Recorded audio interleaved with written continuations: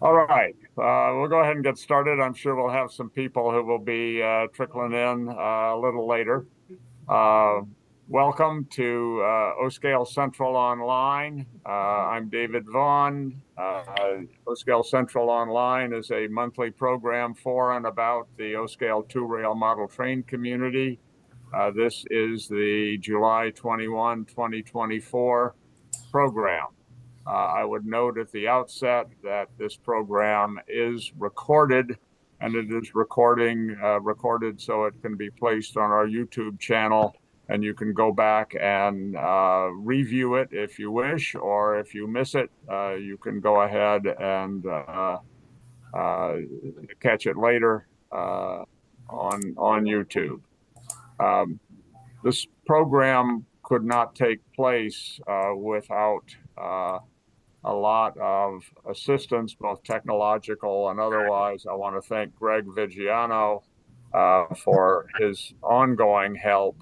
And although I usually do these programs from the comfort and familiarity of my own library, this one is actually online, and I am actually out in Indiana. We will talk about the St. Louis RPM that a bunch of us attended yesterday and the day before. But Indiana is also the location of our first long program today. And since I am dealing with an unfamiliar computer, an unfamiliar internet connection, and have exceeded my very limited technological capabilities. I am particularly thankful for the assistance that Kimberly Riker and Nicholas Riker have provided. So special thanks to them right from the get-go. As those of you who are coming back are aware, but we have, as we usually do, a few new people. O-Scale Central is a nonprofit corporation, 501c, tax-exempt membership organization. We promote O-Scale two-rail, and we support modelers in the scale. I will not go through our usual razzmatazz about what we do, but I would refer everyone to our website, which is oscalecentral.com, pretty simple. And there you will find a number of immediately useful things. One of them is a calendar of coming events, including the next O-Scale Central online programs, but also including a lot of shows, conventions, and other items of interest to the two-rail O-Scale community. On our program today, we have three segments. The first is an interview and layout tour for Warner Clark's Maumee Basin lines. It is a smaller layout by some of the O-Scale standards, because we do have this stereotype of needing a football stadium to have a layout, and by comparison, this is a little jewel box of a layout. Jim Cantor is going to interview Warner, and Warner is going to tell us about the layout, and we will follow some trains around, which would be kind of fun. Warner's helper, Rick Bergeron, is also here and will contribute to the discussion. We will also have a check-in with Dan Mason. Dan is a spark plug in the Atlanta area, and is going to tell us about the Atlanta O-Scale Club breaking ground on a new purpose-built building. He is also one of the leaders in the Southern O-Scale, O-Scale South O-Scale show. He'll tell us about it, and then we will have a description and photographs of the St. Louis RPM. We had a really, really productive session there, and we will be showing not only what we did in terms of reaching out, but perhaps of more interest, selection of some of the O-scale models that were listed there. Originally, we were to have Dan Dowdy on. Dan, as many of you know, is the editor and publisher of O-Scale Resource, which is the bi-monthly online O-Scale 2-Rail magazine. And Dan has been a real effective promoter of the hobby. He's been working with some of the 3D printing and other innovative projects that are going on in O-Scale 2-Rail. Unfortunately, Dan emailed me this morning and said that he is sick and will have to take a rain check. And we will have him on at the September show. He's not available next month. And there are a number of interesting programs and a number of interesting events coming up. We have a September show that's all O-Scale in Indianapolis, and an NMRA meet which has an O-Scale component to it this fall in the Indiana area.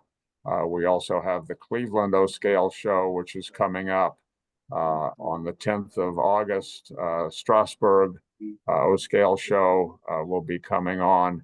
Go to the website and look those up in coming events. If you are new to the program, one of the other things that aside from just generally browsing the website, which has a lot on it, one of the things that we want you to look at is the O-Scale product and service guide, which has about 200 vendors who provide O-Scale services and products. It is free to access through the website. It is a service that we provide to the scale, as we do with this program. Before we turn to our first live program, I want to introduce Jim Kello, who has some announcements for us. Jim is the voice and driving force behind Nutrax Modeling, which is I call it a podcast. He can call it something else if he wants to. But Jim is also full of a lot of ideas and interesting things that are going on. He has other things happening. He's also an O-Scale modeler himself in traction. He's been very supportive of O-Scale Central, and we in turn support the work that Nutrax Modeling has. Jim, what do you got for us? I have three things I'd like to comment on. Number one, you may or may not know that Nutrax has a separate corporation called Nutrax Mentoring Incorporated. It's a Florida corporation that's designated 501c3, and we provide scholarships for young model railroaders each year. All of the money that we provide is raised from voluntary donations from model railroaders. This year, we're providing 3 $2,000 scholarships. And we have 3 fantastic young model railroaders that are going to win those 3 scholarships. One of them is going to be attending Johns Hopkins.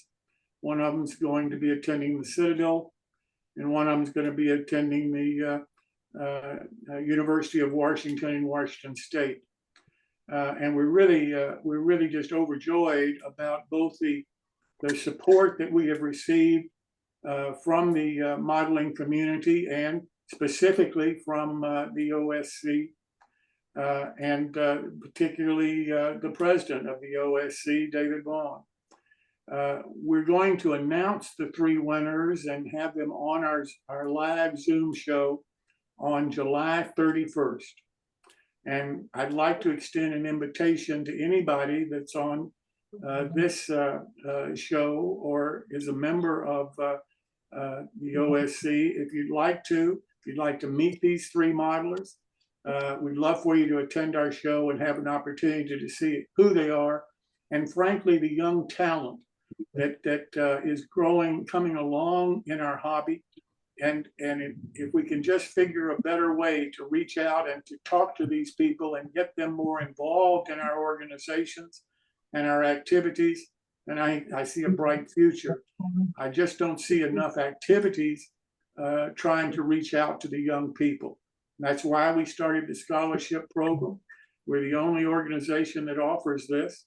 And I'm very grateful that OSC saw fit to support our scholarship program.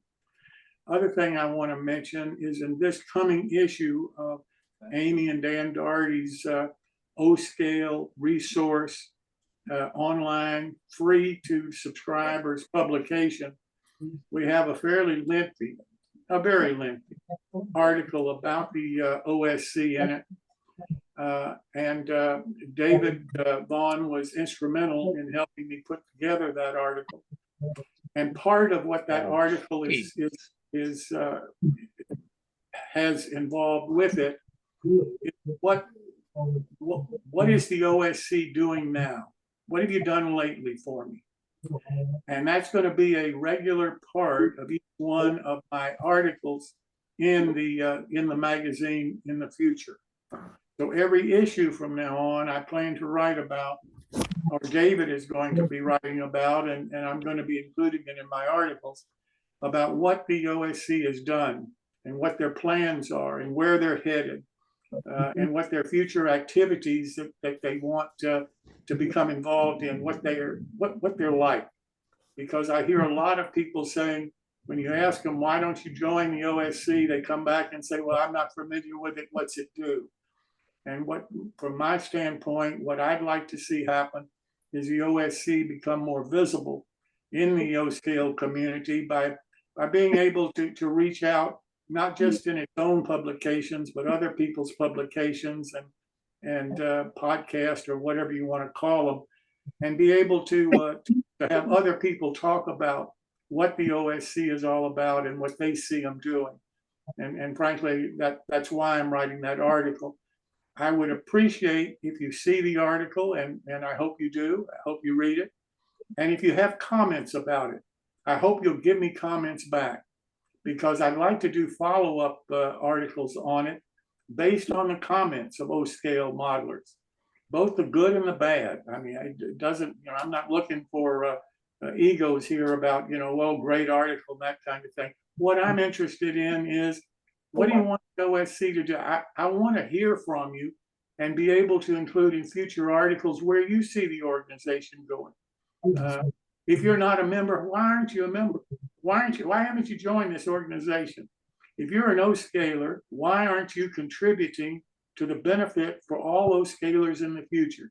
Why aren't we building the O-Scale community by joining the only association out there that's supporting O-Scale?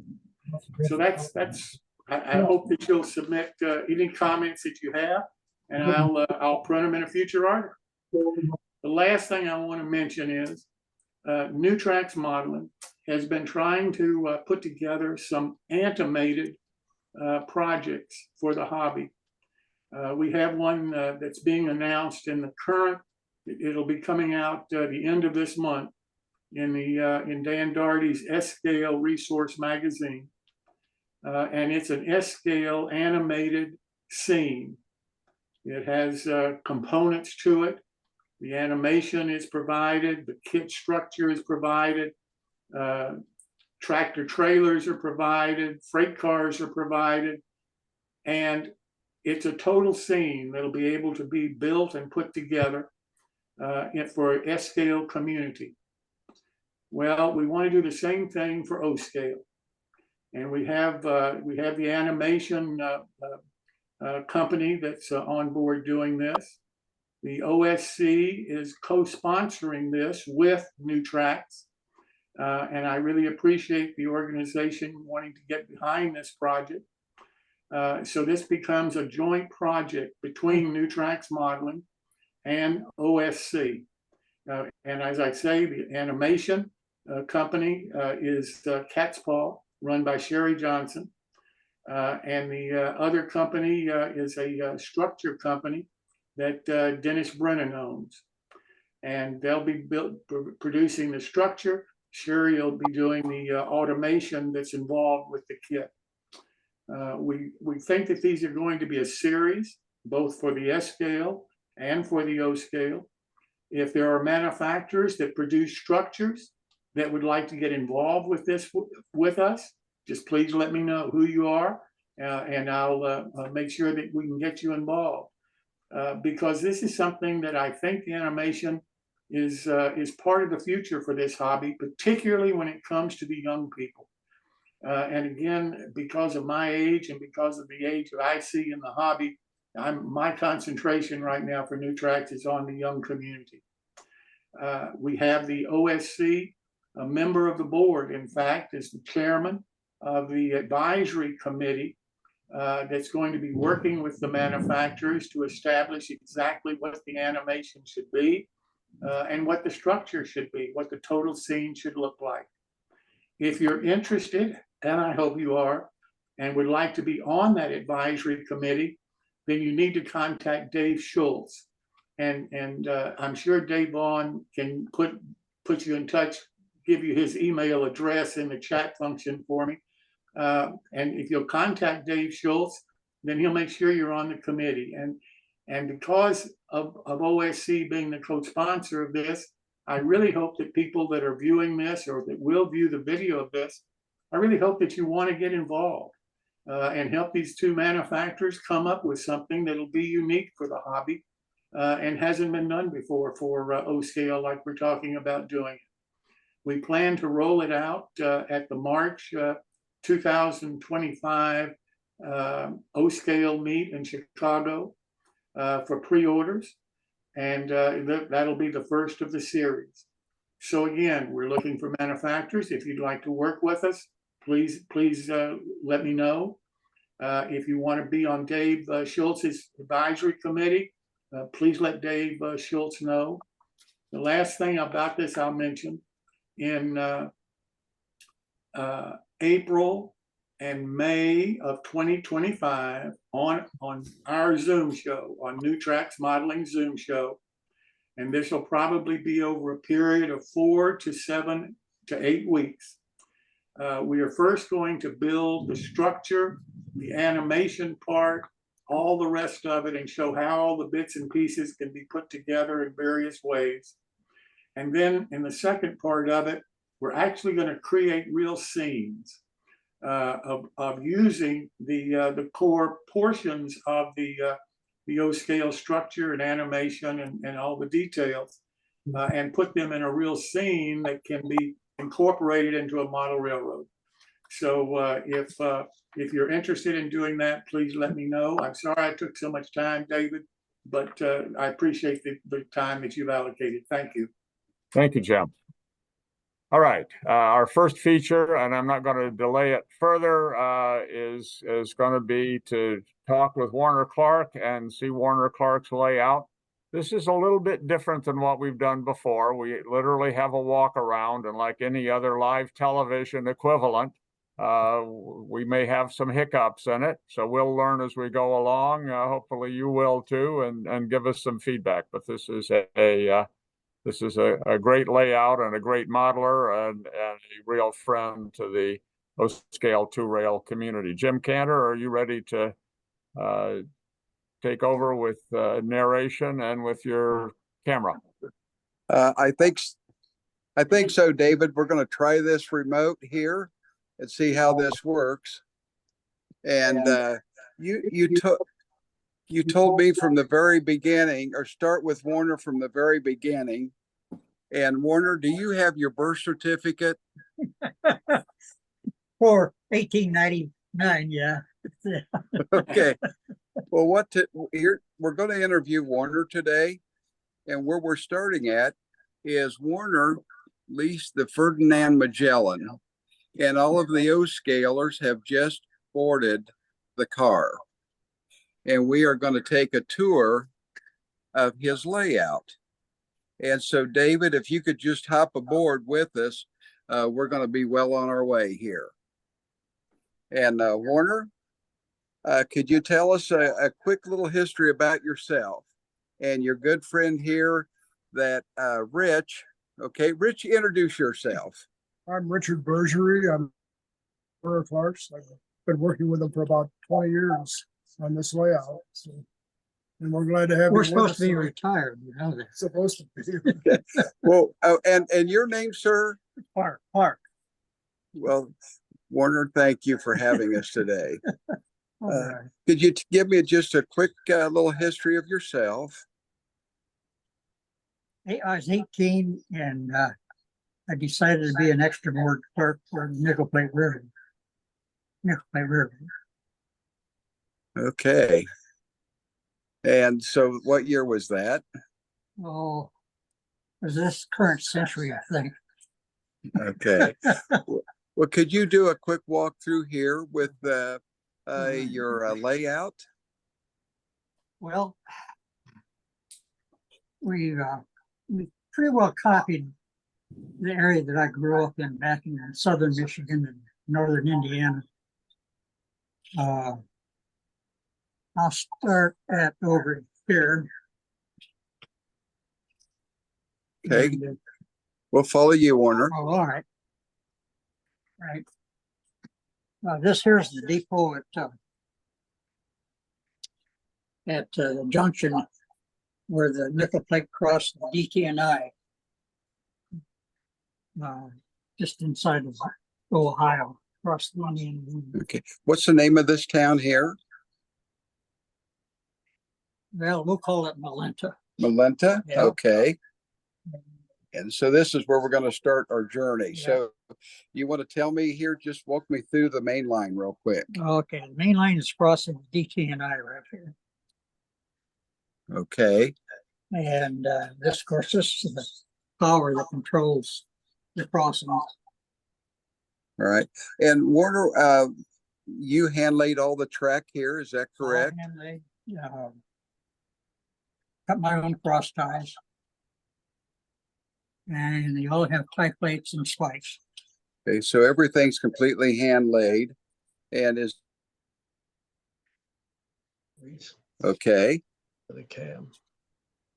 Walk me through here. Where are we at over here This now? is Aunt Jane's house. Uncle Jack came Came back from World War II. First car he bought was a 41 Ford, yellow, two-door. That's parked out there in the driveway. Okay, very nice. Is this all scratch built or is this a kit? I think they're kits. The house is a kit and the garage is a kit. Okay. And what are we looking at here then? A double wig wag. And that was a custom built signal, but it's the actual prototype was up at trying to think of the name of the town here in Indiana.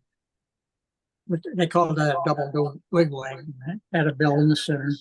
Okay.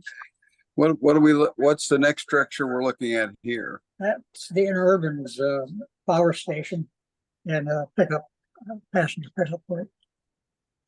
Okay. This backtrack is the Interurban. Okay. And this is the old interurban line. And has that been abandoned? Well, not since I bought it. Okay, but you did take down the overhead wiring. Overhead wire, we use a little 44-ton switchers.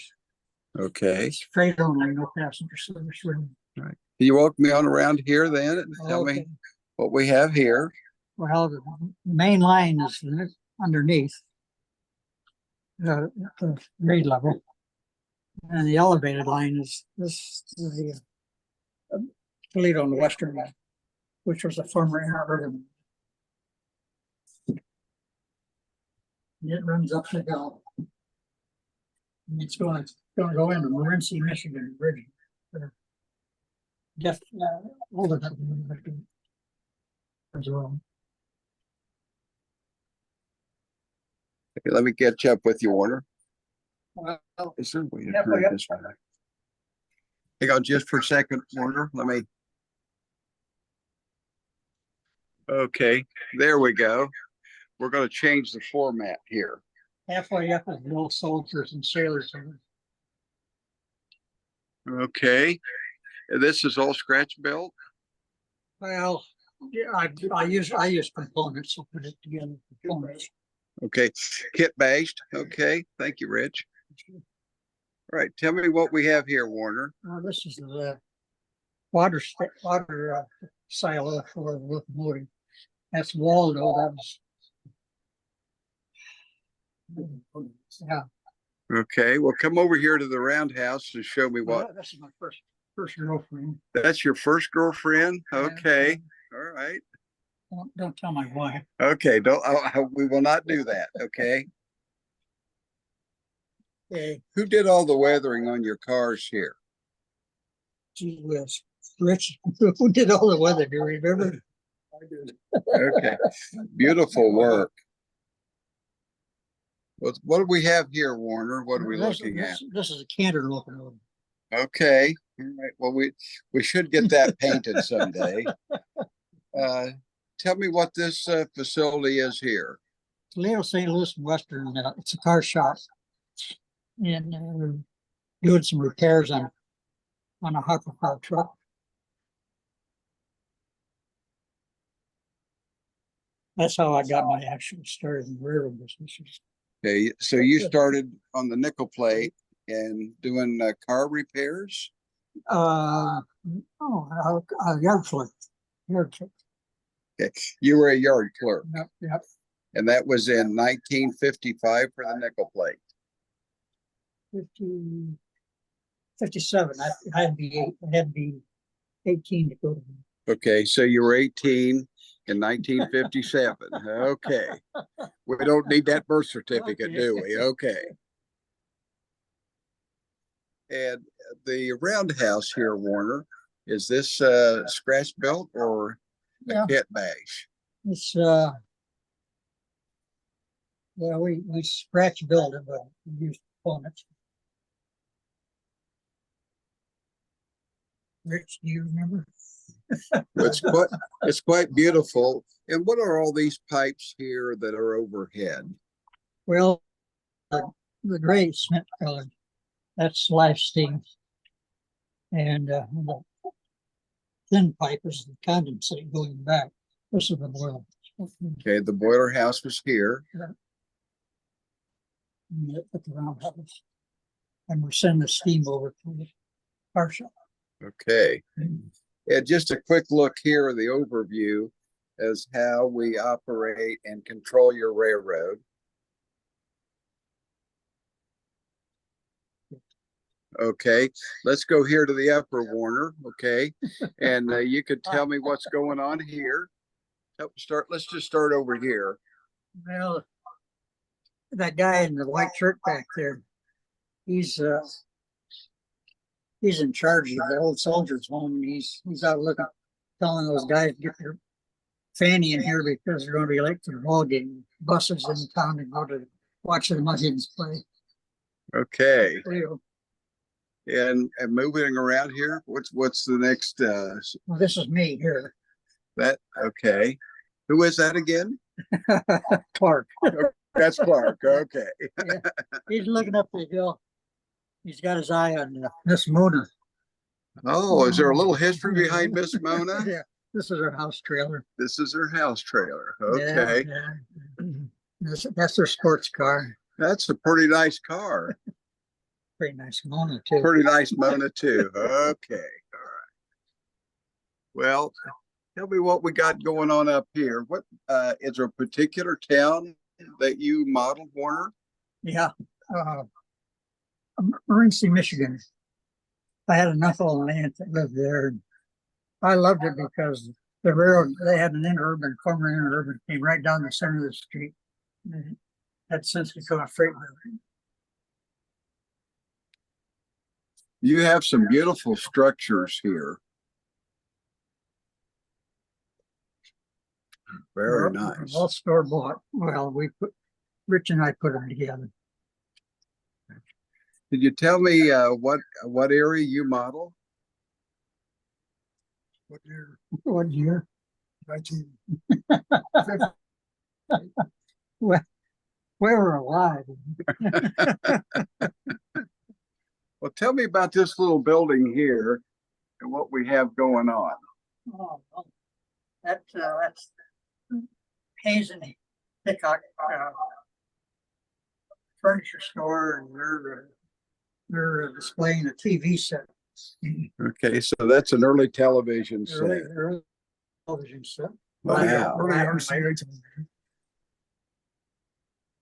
Okay, coming on down the pike here, Warner, come up here with me and tell me what I'm looking at here. Okay, well, this is Main Street. And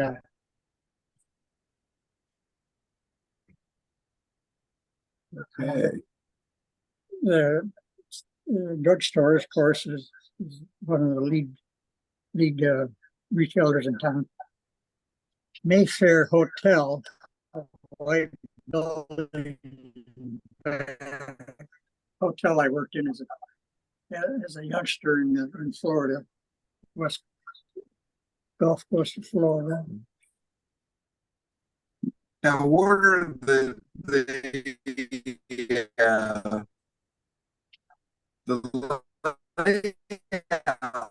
looks really deep here for depth. Went north of town to the next small village up there and got a block away from downtown and took a picture of it. Took a picture. Well, quite convincing, isn't it? The depth is very nice. Tell me what we have going on here. Town Cafe is the first place I stopped when we came to Noblesville and had lunch there. And Paul and Mary Kay on that Uptown Cafe. Well, the next place we have here, it looks like it's United Milk Products. Yep. That's the big cheese and milk products there. A lot of dairy farmers in the area. A lot of, okay. And moving on down the And have street running here. a bulk oil plant. And there in the corner is a outfit from Detroit, Hartford Rasputin. They made stuff for automobiles. But they're out of Detroit. Well, okay, moving on to the next area here. Tell me what we have here, Warner. And is this a scratch built or kit? It's a Victorian structure. I forgot who made the kit, but Rich and I put it together. Of course, I had to have a garage for it. What's the old gal's name? Yeah. But this is her limousine out the back. Oh, nope. That's a pretty nice ride there, isn't it? Okay. Just fits the garage. Well, tell me what I have here now. Moving. Well, she's losing her balance. These guys are really giving her a rough time. But this is the Morency Tavern. My Okay. granddad, my mother's father, was a tavern owner.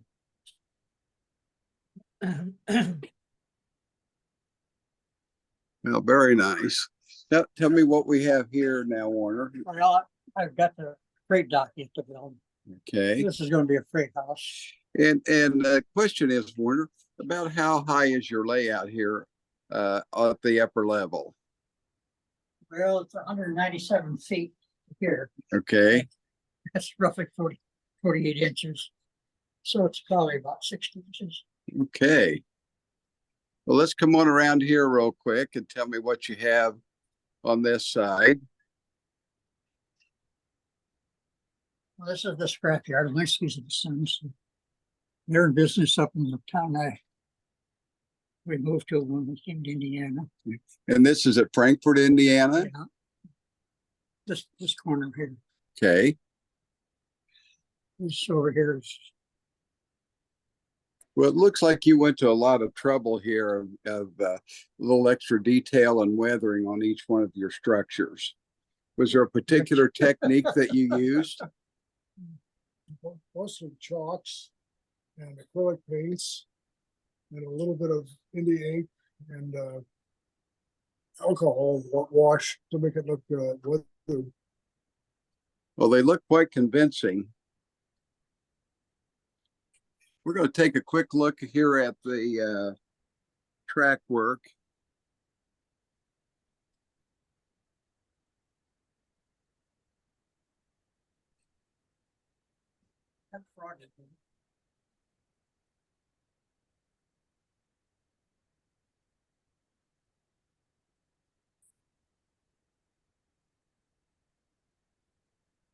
Okay, Warner. Yeah. Tell me a little bit about the last part here, what we got here. Well, we're the elevator is from the town near here. That's over in the state line. Okay. Can't think of the name of the towns now. Well, we're going to take now. Can we take a trip and just go around the town here one time? Could somebody hand me the control here? And we're going to fire up this PA1. Is that okay, Warner? Yeah. Let's see what we can do.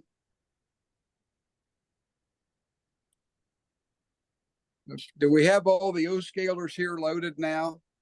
Here we go.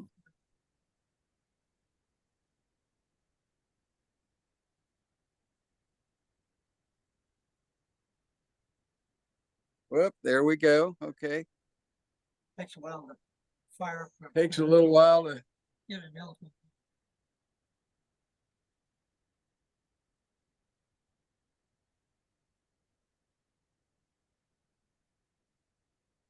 Well, the O-scalers on the inside are sure having a good time. Going through the scenes and the towns that Warner designed and built.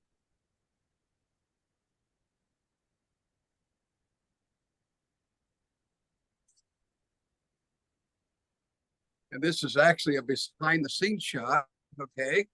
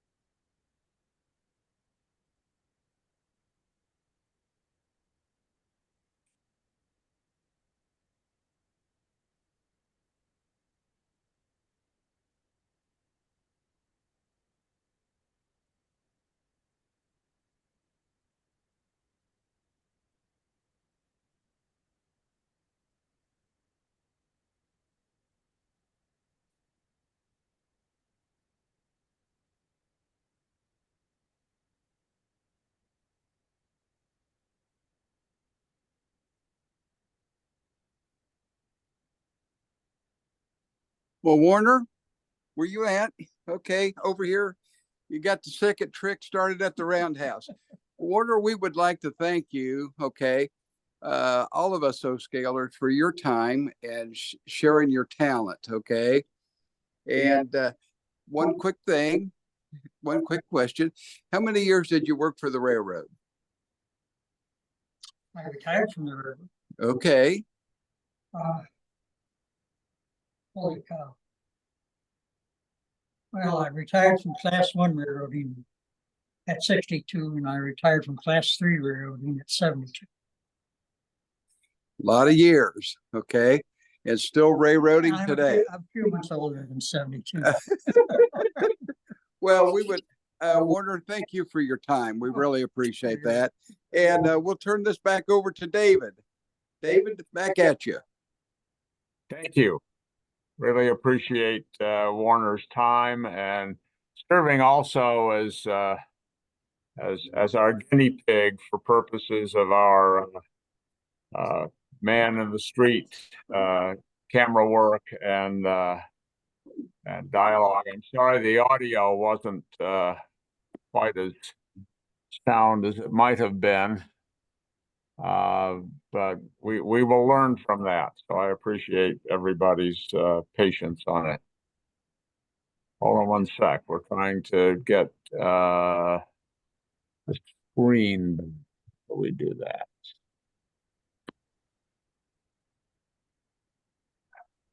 One second. Hey, no bark. No bark.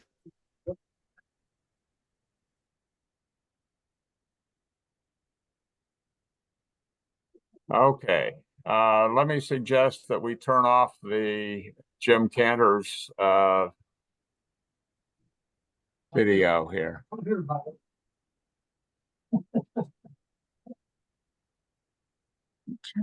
Turned off.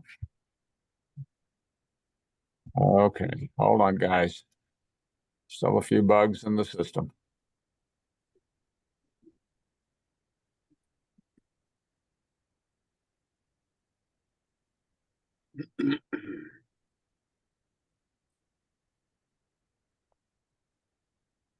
Okay. I'd indicated that Atlanta has been a real active area, and I would like to have Dan Mason, who doubles, by the way, as O'Scale Central's legal advisor, tell us about what's going on in Atlanta. Good evening, Dave. Good evening, everyone. The Model Railroad Club of Atlanta is one of the oldest in the country since 1937. We've had a corporation involved, and the club itself has continuously had meets at least 2 times a month, except for the war years when our fellows went off to do battle and represent the United States. And when they returned in 1946 to 1951, they finished the layout that had been started in 1937 when the club began. And the layout was housed in a building that was owned by the club in downtown Atlanta and has been in that's the home of that club since actually the 1937 era. Mr. Cole, who was one of the members, donated the building to the club. And in 2023, we sold that building and had an opportunity to sell it to our tenant below us. It was a 3,000 square foot building. Our layout. Hey Dan, could you stand a little closer or sit a little closer to the mic? That might help. I think we get a little more volume. Thanks. Anyways, our tenant, who was a distillery for vodka, bought the building from us. And we took the money and looked for about a year to find a building that we could house a larger layout to build and do all the things that we wanted to do, mechanical and painting and so on like that. So we could not find it after a year. We decided to build our own building. And we're in the process now of doing that. It's taken us now 6 months to get the plans, to get the property underway, and we're hoping to start actual physical construction here in the next month on the building. It will be a 7,200 square foot building. Somebody back there, 7,200 square foot building, and we will be building a 5,400 square foot layout, an O-scale layout, 2 rail It will be solely O-scale. We will have a tenant in our building to help manage the cost. This has always been a problem with a club over the years. If you have been in O-scale, you've noticed that we've lost leases and had to be leave or kicked out of the locations that the clubs were in. And so there's very few actual locations that own their building. At this point, I think there's 3 in the country, actually, and they're the oldest clubs in the country from that. So this is a big thing to have an O-scale building that is going to be dedicated to O-scale 2-rail, and also to have a new building and have all the things that is going to make everyone a lot more excited about O-scale. What we do also in Atlanta, we have a regional show called O-scale South that is going to be February the 22nd of this coming year. And that is a regional show. We offer to everybody all over the country, international otherwise. And we've been doing this for about 9 years now. We're still new at it, but we would like to think we're doing better every year. We have a good time. We have a lot of stuff on display to sell. We have a modular layout, and we welcome you guys from anywhere to come down at that time and visit us. We'd love to show you. And by that time, we hope to have our building and moved in it at that point in time too. So it would be a nice open house, hopefully on our February the 22nd date, Dave. But that's what Atlanta is doing. Any questions from anybody? Yeah, I have a question, Dan. When you do O-scale South and going forward with the new facilities, is there going to be an opportunity to have your event at the site of the new building? Yes, we considered that when we decided the size of the building, and we felt that the work that we put into O-scale South, just setting the layout, the modular layout up alone, is a tremendous amount of work. It's a one-day show. Obviously, that is a really, really backbreaker for the guys. So we want to have it at the building. We would have the table. It would cut down on our cost. We rent the tables now. We would have our own tables. Our overhead would go down tremendously. And I think it would be a great improvement also. And we would show the entire permanent layout once it's constructed, or even when it's under construction. But we will have a modular layout there at all times until we've completed the operating layout that we're going to build. And how many people do you think you'll be able to accommodate during O-scale South at the new building? We have an occupancy. We could get into the building 150 people at a time. So I don't think we're going to have trouble. We're not looking at a national convention at this point by any means, but I think we would have enough room and parking. We particularly bought this lot that is going to supply us with additional parking if necessary and involved. Thank you. Yes, sir. How Dan, can you put up on the chat how to get in touch with you, either in connection with the Atlanta Club or in connection with O-scale South? Just use my email or my cell phone number. I'll give that to you. The email is Daniel, DANIEL, at Mason, MASON, law, LAW.US. That's Daniel at masonlaw.us. And then my cell number, 770-337-5139. Again, that number, 770-337-5139. And you can text me on that number. Anytime you're in Atlanta or coming down here, hey, we've got enough fellas that somebody could take you and run you by the building or get you over there, run some trains, whatever you want to do. We'd love to have you. I can speak on the basis of my experience that the folks in Atlanta are extremely hospitable, and they do some really great modeling. So I hope you all will get a chance to take Dan up on his invitation, and in any event, come down next February 22nd for the O-scale South show. I don't know whether that show is yet posted on coming events for O-Scale Central on the website, but if it isn't, it soon will be, and we'll have the address and the hours and anything else about getting plugged in on it. All right. Thank you, Dan. Appreciate it. Thank you, fellas. We're going to move directly on to the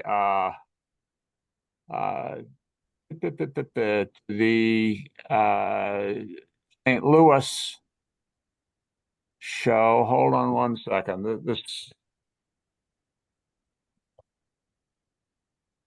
There we go. One second here. Okay.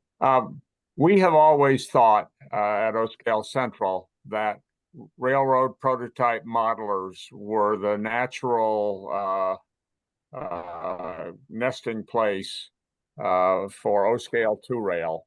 As you may know, the railroad prototype modelers are the rivet counters and the weathering gurus of the hobby. And we know that those meets consist of model display, clinics, and vendors, particularly cutting edge vendors. And one of the best of the shows in the country is in St. Louis, except that it's really over in Illinois, Collinsville, but they call it the St. Louis RPM. It's held every year. And we have been trying to figure out effective ways to present ourselves to the RPM community, who are overwhelmingly HO scalers, applying itty-bitty rivets and itty-bitty details to models that they can hardly see, let alone us being able to see them. And so what we have done is to cut a deal with the people who sponsor St. Louis RPM, and we were able to get both space for a sectional Proto 48 layout that Jim Cantor produced, a set of videos playing on a screen continuously of O-Scale layouts, a lot of literature, a lot of people able to talk up the scale and provide some clinics. They have a concept there called learning stations. And this last weekend was where we were able to test that. And we want to develop it into a way for other modelers in our scale to be able to go out and work effectively with the RPM people. So we're going to have two little segments here of slides. The first will be sort of what we did in the display, the area that we had, and the second will be the models that we were able to encourage O-Scale modelers to bring. One of the limitations that we've had before is that in most RPM meets, 99% of the models were either HO or N, and we're aiming to fix that. And we did a pretty good job. There were a lot of O-Scale models there, more than I've ever seen in a meet, and there were lots of people around to answer questions, to satisfy people's curiosity about O, to dispel some of the myths. This was the basic presentation table. We actually had 4 tables, and this is the sectional layout that we were able to put up. It ran as close to flawlessly as you're ever going to see, and it is a 8x16 layout. Basically, Jim Cantor, who designed it and then with the help of a lot of other folks built it, basically worked from the everybody starts in HO with a 4x8 If you expand it to 8x16, you should be able to get a workable layout in O-scale 2 rail.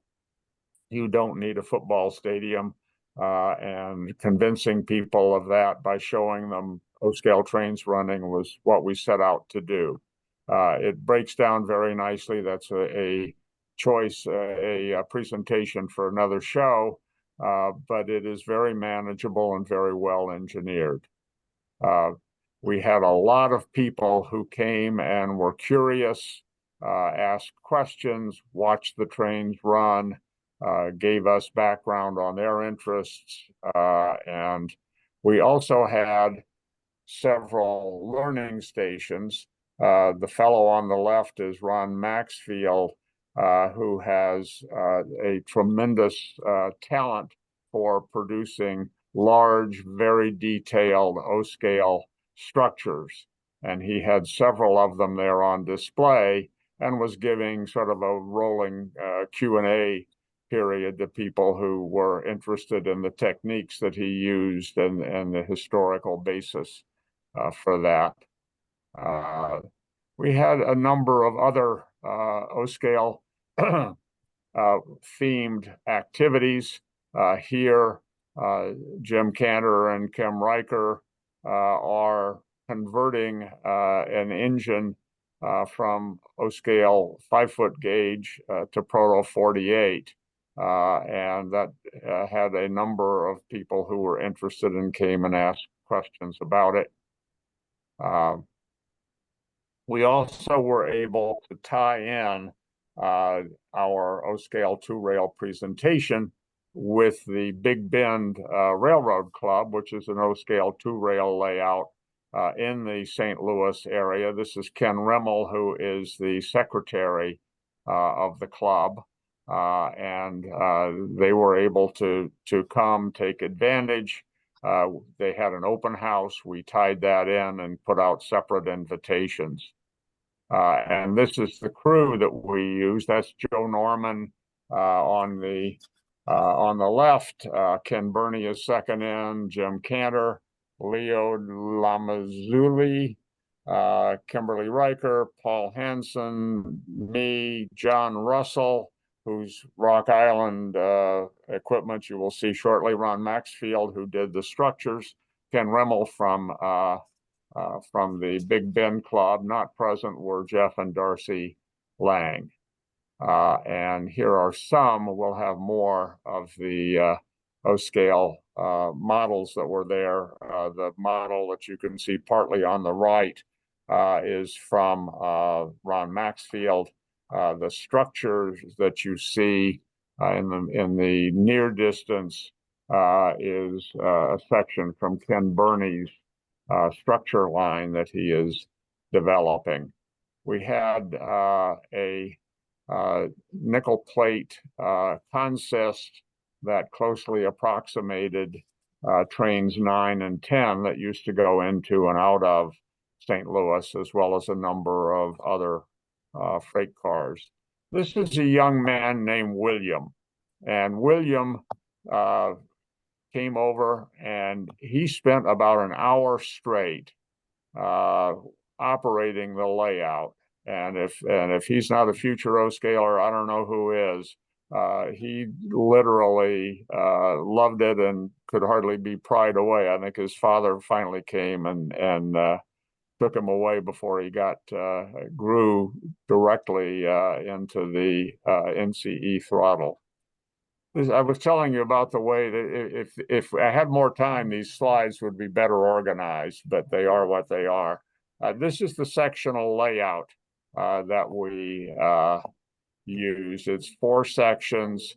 It breaks down very nicely. It's been taken to a lot of different shows, and so people are very familiar with on the crew, very familiar with using it. That's Jeff Lang on the left, and Jim Cantor, and then Craig Smith, whom you'll see some of his models in just a little while. Okay.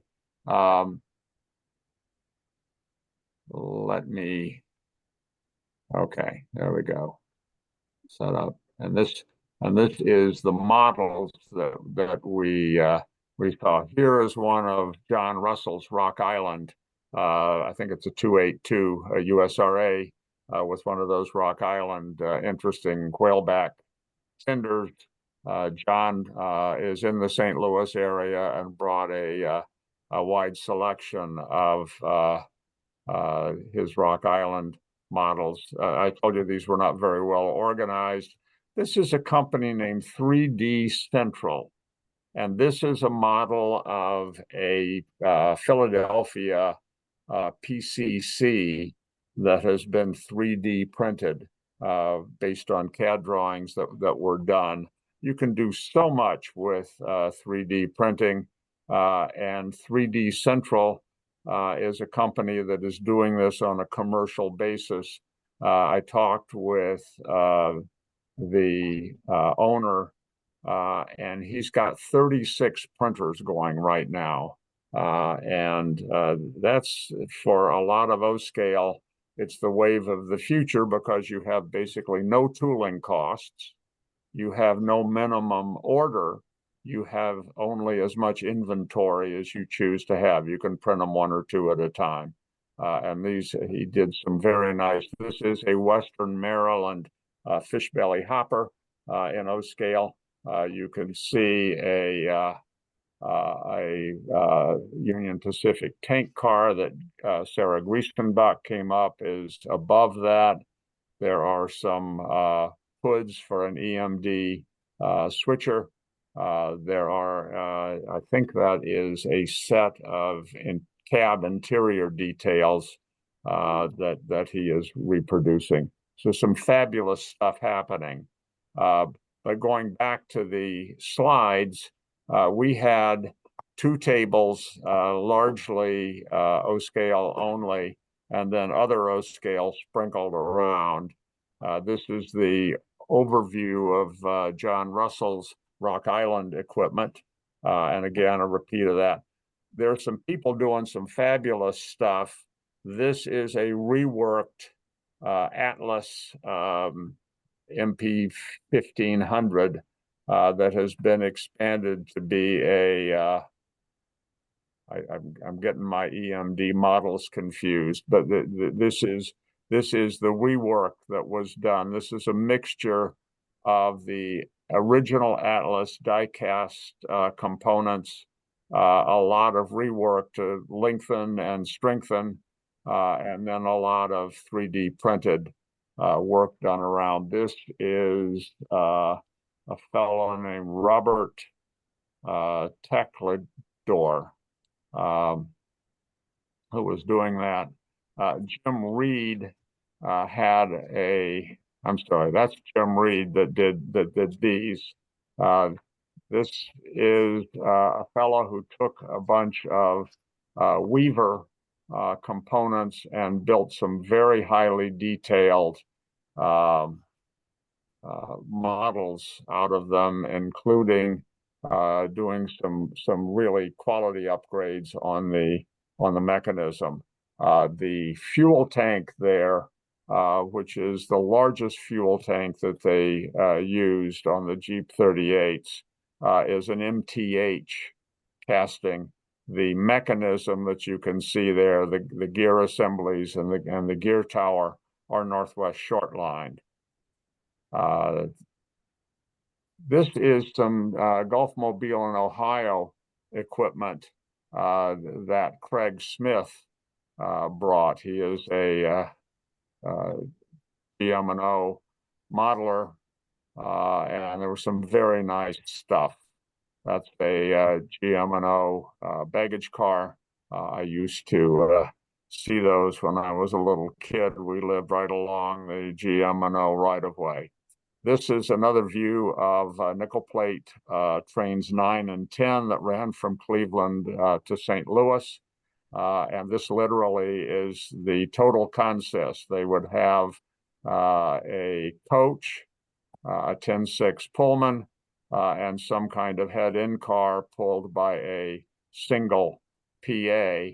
The PA is the late run key with weathering by Lee Turner. This is some more. This is the fellow whom I'd never met, Robert Teclador. I'm screwing that up. But again, this is a mix of some really neat 3D printing and working off of some, I think these are Atlas mechanisms. And here is, you can see why I'm having trouble with the name. It's Robin, not Robert. I apologize. And then you can see it was a 1200 RS rebuild. And then he had also done an S scale SD40-2, but we're not going to talk about that. And here this was when I was last in St. Louis. I think this was the only O-scale model that I remember seeing, and it was there again. And interestingly, the RPM folks are very into the models, but they frequently, including on this one, don't identify who the modeler actually is. So there we are. All right. Those are the photographs from St. Louis. It was a very successful venture. We probably had maybe 150, 200 of the people who attended the meet, and there were approximately something like 900 folks that went through there over 2 days. And of the people who came back, we had substantive conversations with probably 75 people, and it was a very interesting exchange, because a lot of people have a lot of bad information about O-scale 2 rail. Is it viable? How much room does it take? What kind of equipment can you get? What's the cost? Don't you need a stadium to build a layout, and so on? And we were able to work with that very directly, and I think we made some real headway. Our purpose in this was not simply to cover St. Louis, but to test some of the ways to work the RPM meets effectively, because there are probably 50 of those meets around the country every year. And because of the level of detail that the O-scale, that the RPM modelers want and need, we think they are probably our natural constituency, and we don't see why they shouldn't all be O-scale 2 rail modelers, and we're going to try and fix that. We're going to put the information that we gained, including the stuff that we screwed up on, and try and put it into a manual, a guide for people to use in other RPM meets. So we think it was a pretty successful operation. We learned some things. One of the things that was really cool is we were able to procure I think it's 36-inch TV screen, and our previous efforts had included the screens on a notebook computer, and it was a lot more visually effective. We had a lot of people stop by and just share for a few moments watching O-scale layouts. So we used a lot of the Terry Terrence videos, so it worked well. Questions from anybody about what we did, about what we saw, about what we hope to use this for? If there are not, I want to encourage each and all of you to find out the RPM meets in your area and go there. It's a lot of fun, and they do a very sophisticated level of modeling, and they are really into model displays and clinics. And take your good O-scale stuff, because it really makes an impression. It's like these great big honking models in the middle of a bunch of little flea circuses. So I encourage you to go on your own. If we can provide help and support in that regard, we would be happy to do it. Reach out to us. But that's the report from St. Louis. And I gather there are no questions, so we will move along. David, I have one question. Sure, Have you thought about doing this at the Mid-Atlantic RPM? Since Bernie Kopinski's an O-scaler and well known as an O-scaler, he'd be pretty open, I think, to this idea. I know you know him personally, so. I do, and in fact, I'm going to have my layout open for his for Mid-Atlantic RPM, and I would Great. certainly consider doing a clinic or a display. So we probably will, and in fact, I'm a sponsor of the Mid-Atlantic RPM, so I will be there, and I think you just volunteered to help me man the table. Isn't that what I heard? If I can get off from work, it's All getting right. kind of crazy. I'll write you a note. I'll write you a note for your employer so you can do it. Okay. All right. Thank you. Thank you for the question. You're welcome, sir. All right. Is there anything else on St. Louis? We regard it as a success. And one of the things that is really neat, and I encourage this for whether it's a NMRA convention or an all-scale show or whatever, is it's really fun to have a team of people go out and do this. I mean, one of the things we're into is building an O-scale community. And when you have, 10 people working together to assemble and disassemble the layouts and give the little talks to people who come by and display the models and so on. It's just fun. So I encourage you to do it. And as I said, if we can be helpful in any way, we will. That concludes the formal program. And I would first note that next month's program, looking ahead, will include Andy Edelman. And Andy is the coordinator for the Atlas MTH partnership. They are bringing out some additional models, and Andy will be there to tell us about those models and to give us his take on what's going to happen with Atlas going forward. We're also going to have Matt Herman, who is the owner of 3D Central. Those are the folks that had the Western Maryland 3D printed hopper and the Philadelphia PCC and a whole bunch of other pieces and parts. As I think I said before, but if I didn't, I will now. He has 36 printers, and he contemplates doing 3D printing on a mass scale.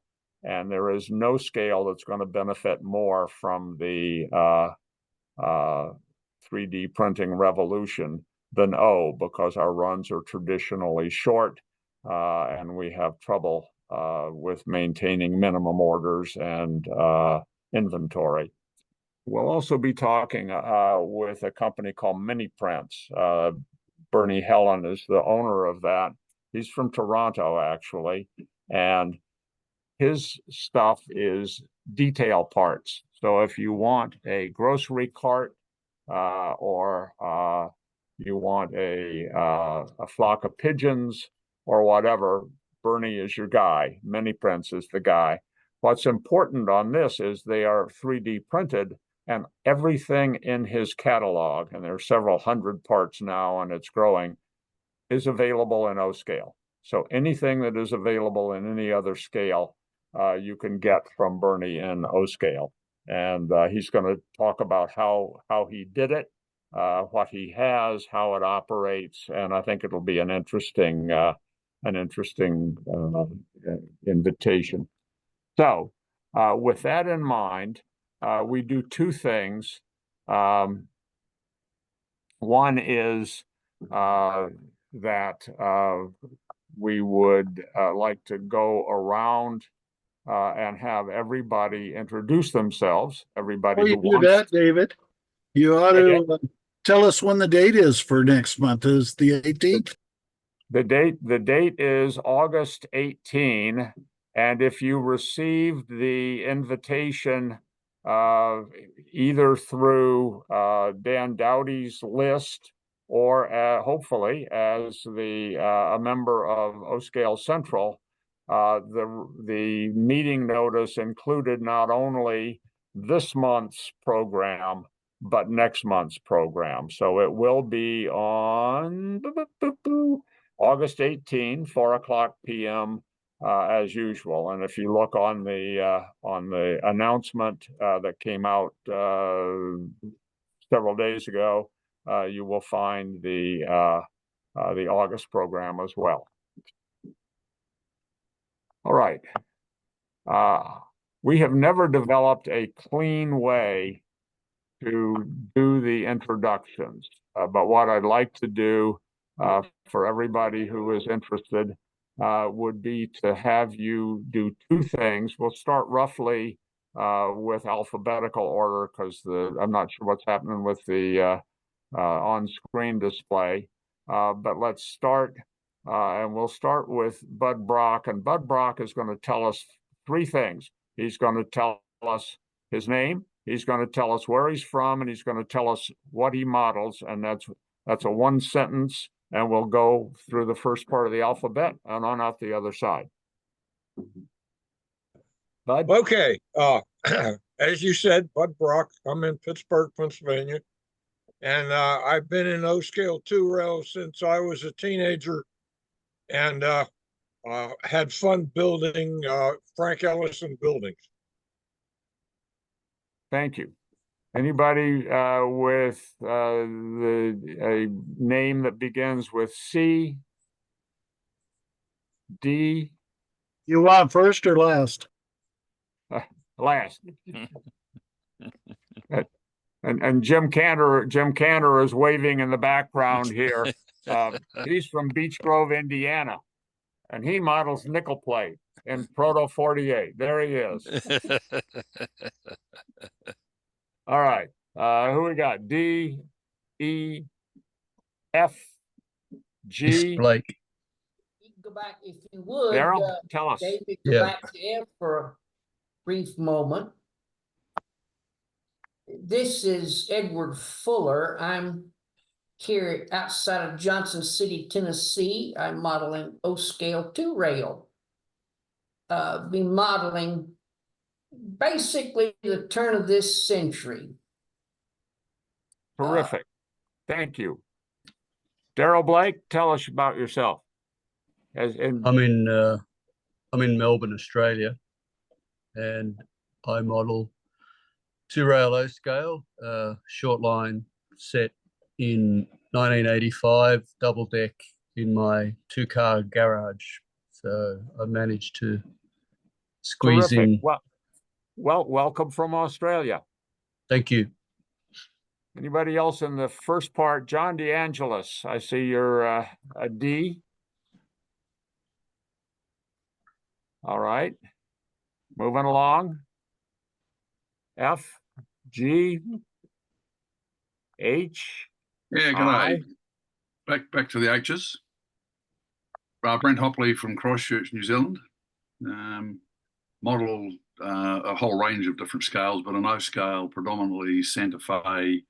But I'm having shifted 4 years ago, working on a prototype-based switching layout based around battery bakeries, which is in the Oak Park, Oak Grove, is it? Industrial Park. Yeah. Terrific. Welcome back. Thanks. And Paul Hansen, I think we missed you. Yes, Paul Hansen. I'm from Southeast Indianapolis. I model Indiana Railroad Modern post-coal in Proto 48, and also I'm the host for the Indianapolis O-Scale Show, September 2021. If you go to the schedule page of O-Scale Central and click on it, it'll go to my website. You can download a registration form. Send it to me. Terrific. Paul was part of our team that went to St. Louis. We really appreciate that. Scott K, I think you're probably next. Scott Krasowski. I'm in Austin, Texas, and I model 2 rail O-scale modern Santa Fe. And the nicely done website that we have owes a lot to Scott's recent administration. So thank you. You're welcome. KL, Boo, somewhere Boo's around. Yeah, Boo. This is Boo Liljeberg in Santa Clara. And also model O-scale 2-rail and a few other things focused on the Pennsy and New York Central and Brazilian trains. Wow. Okay. Moving along. LMN P. We got a couple of P's. Mr. Peterson, you're muted. There you go. Yeah, Eric Peterson. I'm in Carmel, Indiana. I model O-scale 2-rail, CSX and predecessors back to steam. I'm also involved with the November 23rd Danville, Indiana NMRA all-scale train meet that also includes this extra room for O-scale and S-scale. So you're welcome to join me for that. We have room for a moderate amount of tables, but we've been doing it for a couple of years and it's gone well. And I will also be attending the NMRA National in Long Beach next month. And we will have a display in the special interest groups area. And please let me know if you're going and be glad to get together. I will be doing a clinic on polymeric sand or scenery and ballast. Thank you, Eric. David Pierce. Yes, David Pierce. I'm just kind of getting started in O-scale. I've done some N and HO scale a lot in the past. Generally Upper Peninsula Michigan railroads. I'm collecting some equipment for Wisconsin Central. Terrific. Anybody after P, Q, R, S? R. I'm Rich Randall in Gettysburg, Pennsylvania. Model the Milwaukee Road at Avery, Idaho in 2-rail, conventional 2-rail O. Thank you. S. Yeah, Carl Go, Skyler. Skyler Shipping, you're from Benton, Michigan, model nickel plate and O-scale 2. Cal Pearson from Wellington, New Zealand. O-scale, HO scale, nickel plate modeler. And Eric heading to Long Beach, so I hope to meet you there. Great. All right. And my turn. Carl Sorensen, Payette, Idaho, second generation O-scaler, 2-rail, and mainly UP, but Great Northern's starting to get a stretch. And the vehicle in the background is for my model railroad research. Excellent. Phil Spencer, Toronto, model 2-rail O-scale, New York Central, Lehigh Valley, principally. Beautiful. Phil Taylor, are you next-ish? I think I am.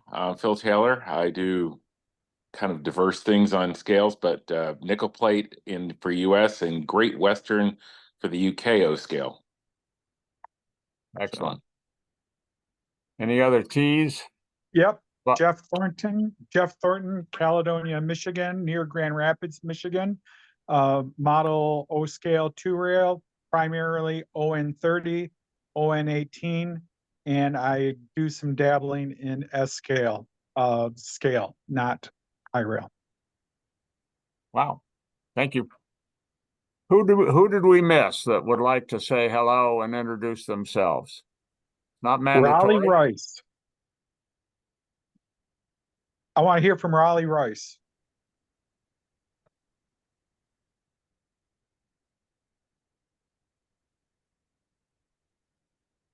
Anybody else? Yeah, Greg Luciano here. Go ahead, Bruce.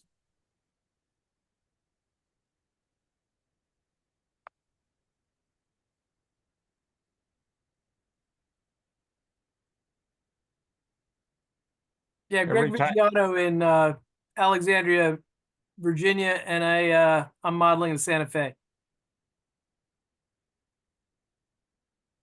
Anybody else? Yes, hello, can you hear me, please?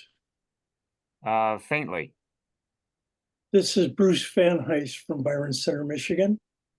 I'm a two-rail wannabe. I've been modeling three-rail for the last 20 years, and I just admire everyone in two-rail and what you do. And I'm trying to copy it as best I can using my three-rail layout system, which I have a great amount of. So I really appreciate you allowing me to join in your group tonight. Thank you very much. Happy to do it, and welcome to the two-rail community. I don't know how far Caledonia is from Byron Center, but Jeff Thornton is from Byron Center, or from Caledonia, I should say. I know it's a big state, and you can always tell somebody. You can always tell somebody from Michigan, because when you ask them where they're from, they stick up their hand and they say, "Oh, I'm from here." So, 5 miles, David. 5 miles. Maybe you guys can get together. 5 miles from Byron Center, and about a half hour from Norton Shores, where Raleigh's indicated he's from. So we've got a few people around the Grand Rapids area. We should get together and start a club or something. Yeah, I'm also on the south end of Grand Rapids myself. We'll see you guys in Lansing. We may have a new club forming here. Why don't you figure out a way to get in touch with each other by posting on the chat group, if you would, with an email or with a telephone number or whatever, and we can follow up. That sounds really great. I did send an email off to Jeff Thornton then. He's in Caledonia. I'm in Byron Center, and I asked him to email if he would give me a chance, please. Thank you. We'll stay on the line, either you can do it through Good and Welfare, or you can do it on the chat. Well, that I think, unless there's anybody else that wants to say hiya, concludes that part of the program. I'd like to give you a plug for the Chicago Great Western. Sorry, John. I'm sorry. John Wubble. I model the Chicago Great Western, and have been since I got into O-scale many years ago with my grandfather. I'm in Swiftwater, Pennsylvania. See, as a guy with a last name that begins with a V, I am sensitive to the pain that those of us at the end of the alphabet suffer, but I apologize for overlooking John. On top of John's many other accomplishments, John has revitalized the All Nation line, and is really doing some new and interesting stuff with that. So welcome, John, and when you're looking for either some new or some old All Nation models, John can help you. Now, what I have done in the past on these programs is simply at the end leave the Zoom open for as short or as long a time as people want, because sometimes people have chats that they want to have. Sometimes they got questions that they might want to ask just to one person, or to make the kind of connections we just saw about Michigan.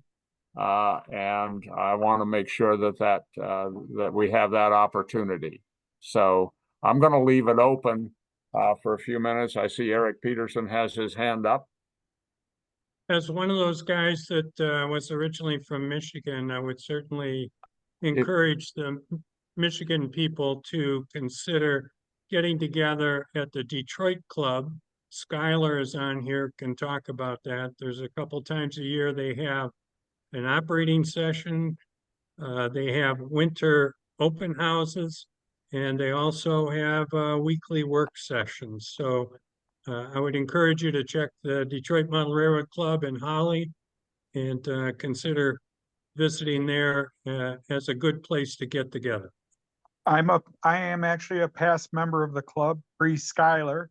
I operated there and was a past member, and I operated actually on Dick Tomlinson's layout that Skylar is very familiar with. And I used to model 1.5 inches over in Lapeer and in Cedar Springs, Michigan. So, but Holly is quite a trek for us over on the west side. And I think maybe we should get together and maybe do a road trip on Saturday down to Findlay, Ohio, where that micro mini layout show is occurring this Saturday. Maybe we should all, if we're all stuck in a car together heading down there for the day, it might give us a chance to get acquainted.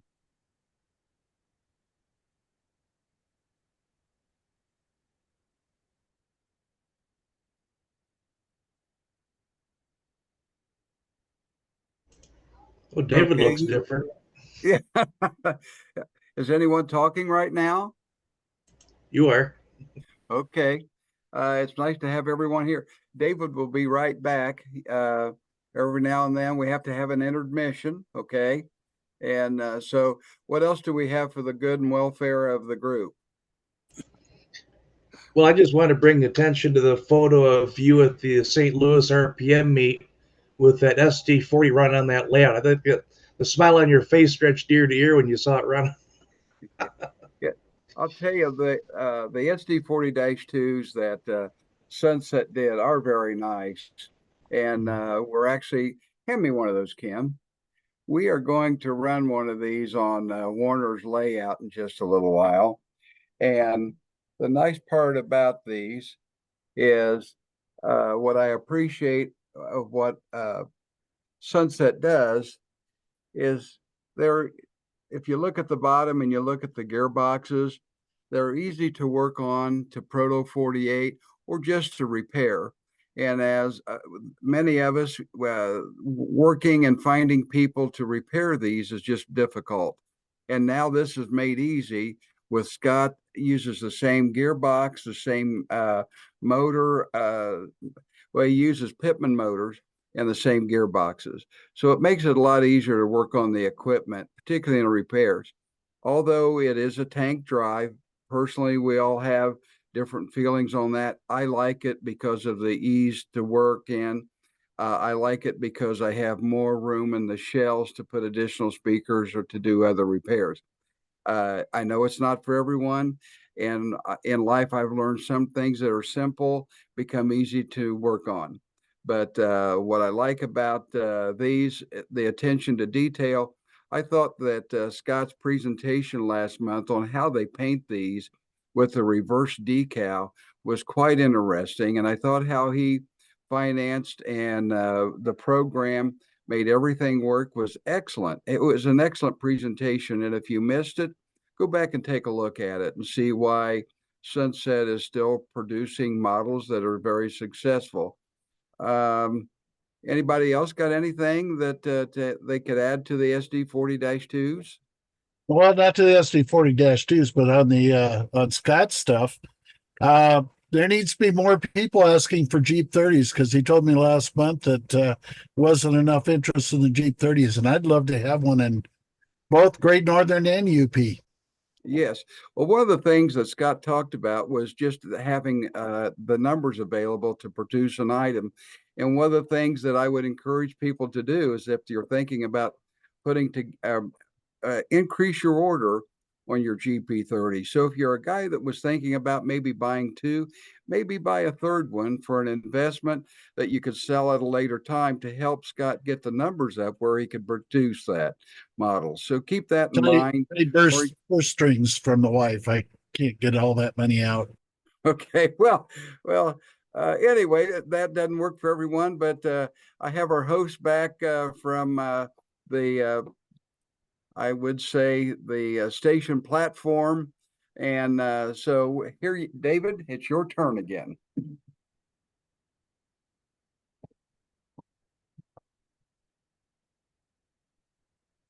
Thank you.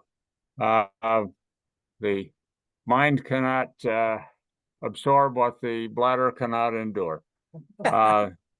So anyway, listen, anybody got, I was listening to the tail end of Jim's comment about the Sunset Third Rail. If you guys have not looked at their run of the SD40-2s, they are really nice. So we encourage, we must encourage Scott by buying his product so he'll do more. I understand the second run is is on the way. David, I have an SOS that maybe I can indulge the group on. Let me share my screen with something right now. I'm working on a project for fuel tanks of the EMD F7 or F3, and this is what I got. I did the CAD work this afternoon for the fuel tanks, and you can see here that it's almost done. But I was wondering if there's anybody on the call that may have any reference photographs that I can use to kind of put the last bit of decals or details on the model. And anybody that helps me out, of course, I will print and send a copy of the fuel tanks. Greg, Eric here. Yeah. I have some detailed pictures of BL2 fuel tanks, if you're interested in those. I know it's not the same model, but I don't know if that might trigger some knowledge about something you've observed that's somewhat similar. Well, every little bit helps. I'll put my email address in the chat, and if there's anything that I can get off of the photographs, let me know if you want a copy of the 3D print, and I'll send it to you. Okay. Okay. One other thing I didn't mention before is I think a lot of people are aware that Katie has brought out traditional O-scale trucks, a line of several different products with both 33 and 36-inch wheels. And they recently distributed out some of the first KDP 48 trucks, several different styles, and both all the way up to 100 a ton with 36-inch wheels and others in 33-inch wheels. Now, the next thing they're considering is shelf couplers. In other words, having a KD coupler that has the features of a more modern shelf coupler. So if you have an interest in those, please contact me. I'm collecting information for KD as to what people are interested in. Very good. Anybody got anything else? If they're not, I want to thank everybody for your participation, and I apologize for making you part of the guinea pigs on our remote recording, but we do appreciate Warner Clark and Rich Bergeron making themselves available. Appreciate Jim Cantor being the host, cameraman, and interviewer. And we look forward to seeing you next month. We are always interested in your participation. Look us up, and if you think we're doing things that merit it, join O-Scale Central. We could use your dues money, but we could also use your input and your the credibility that you give us to speak for the O-Scale community. So thank you.